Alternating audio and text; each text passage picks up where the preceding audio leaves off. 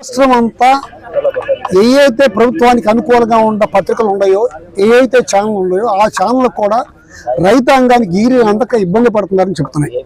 ఇవాళ మొన్న లంకపల్లిలో ఒక రైతులు పడే ఇబ్బందులు ఫోటో తీసేస్తే అది ఫేక్, ఆ ఫేక్ వాళ్ళ మీద కేసులు పెడతానంటారు.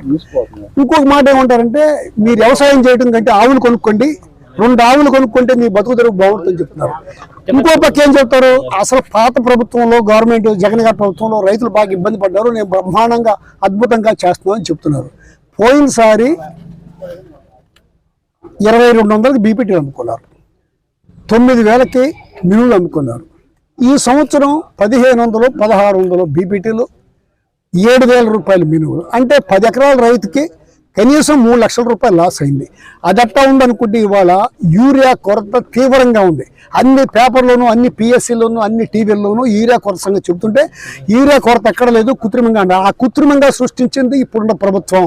బ్లాకులో అమ్ముకుంటానికి వాళ్ళు అరుణాయులకి వీలుగా ఇది చేస్తున్నారు. మేము అడిగేది ఏంటంటే 1,20,000 టన్నులు వరికి ఇవాళ యూరియా కావాలి ఆంధ్ర రాష్ట్రం మొత్తం.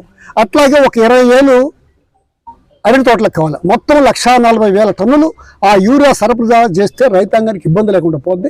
మేము ఇవాళ వచ్చింది కేవలం రైతాంగాన్ని నష్టపడుకోకుండా రైతాంగాన్ని ఆదుకుని వ్యవసాయం బతికించమని అడగడానికి వచ్చాం.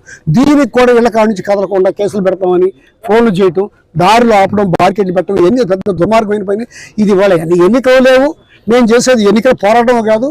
ఇది ప్రజల కోసం, రైతాంగం కోసం, వాళ్ళ గొంతులో కలిపి మా గొంతు కూడా వినిపించడం కోసం మేము ఇక్కడికి వచ్చాం.